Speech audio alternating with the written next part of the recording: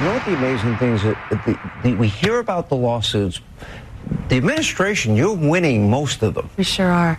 I mean, pretty amazing, actually. Well, we're winning in the Supreme Court. You know, we're not winning in a lot of district courts because we're not. Look at California.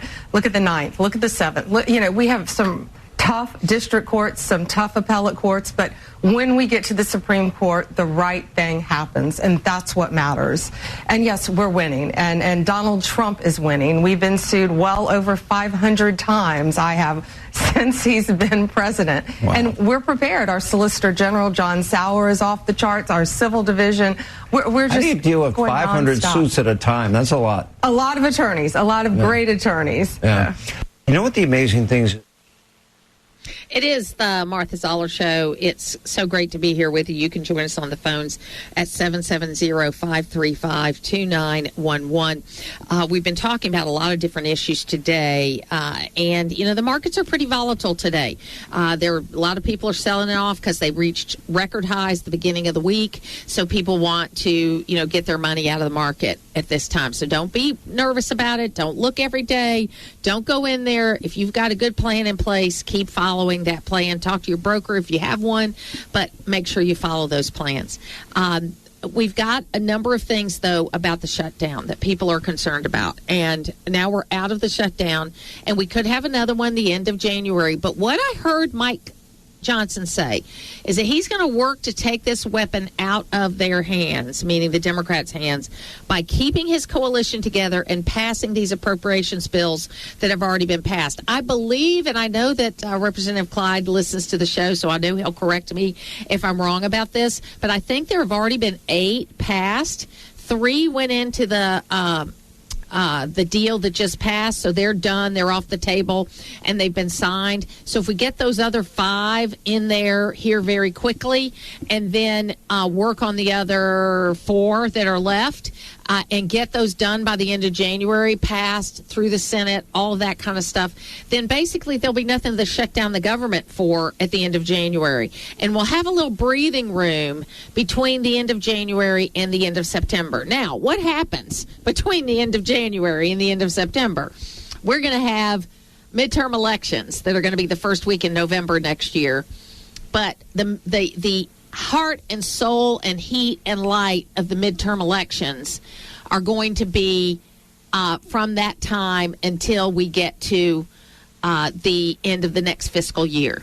So it's going to be a lot to do. And let me tell you what, the Democrats believe that going into this government shutdown helped them with their midterm elections in Virginia and New Jersey. So just watch the timing of this. And remember, you heard it here first. We're going to get Logan to timestamp this so that we can remember that I predicted this way early.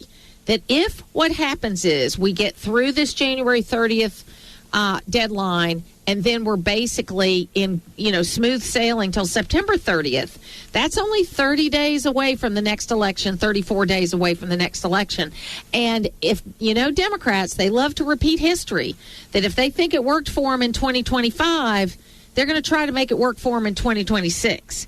So the way to keep that from happening and to parrot the words that Mike Johnson said about wanting to take this political weapon, remember, that's what I've called this, a political weapon out of the hands of the minority, is to get the next year's budget passed on time. So the singular focus, the singular thing that the Republican caucus in both houses, both the Senate and the House, need to focus on is getting the next fiscal year's budget passed on time, getting it through by September 30th so that there is no way they can use this as a political weapon against the next election. Okay, this is a big tent need, all right, but it's what we have to do. And I know I'm making a lot of predictions here, but I believe that we can do it. So here's what's got to happen. We got to get through to January 31st and get the rest or as many of these appropriations bills through as possible. That way it cannot be used as a tool or a weapon. Then the next year we need to be working on these appropriations bills, which I am told we already are, especially in the areas where we already passed them. There's no need to continue working on those old ones. You work on the next ones. You get those done. I'm telling you what, I will do a dance in front of our studio where everybody can watch me. Not that you would want to. If we can get this done on time by next year. If we can get back on regular order, which you're hearing that term being used more between now and the end of September 30th, 2026, this will be a successful administration. There are two things that I think will be the real definers of this administration. And there's a lot of things, obviously. There are the peace deals that the president has put together. There is the fight against fentanyl that is really important. But I'm talking about the fiscal house, our fiscal house that we need to get in order, the things that have to happen. If on the HHS side, we get the food supply straightened out, that's not only going to help us now, but it's going to help us in the future. And for our children and our grandchildren, life will be better.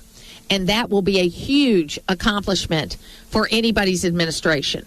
But the second thing, and I think even the more important thing than your health, I don't know if it's more important than your health, but right up there with it, is the fiscal health of this country. If we get back on track for regular order and don't get off track, we will be better. And then the third thing we're going to need to do is take a look at Graham-Rudman and either repeal it or amend it, so that we cannot continue to use a government shutdown as a tool against the other party.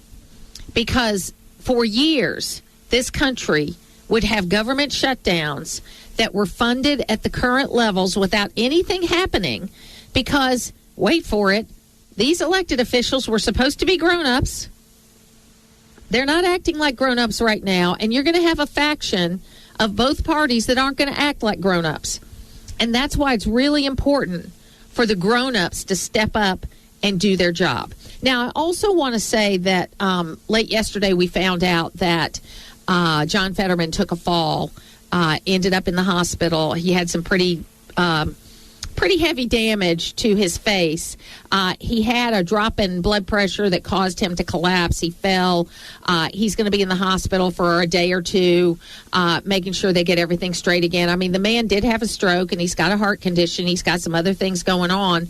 And if you don't keep all that straight, you're going to have a problem. So he had a little problem yesterday after he took down Katie Couric and the stupid questions she was asking him about Charlie Kirk. I mean, this woman who, got a lot of love from people when her husband died of colon cancer many years ago, but has really not understood how to be compassionate with other people, especially other people she disagrees with. She really tried to take him down, and he wasn't having it. And right after that, he took a fall. He may be out of the hospital by now, but he was spending a little time in the hospital just to be sure medicines were right and that he was doing fine. So we wish him the best, and we hope that he will be a lot better going forward, because we need his voice of reasonableness within the Democratic Party. Lots more to come right here. It's the Martha Zoller Show.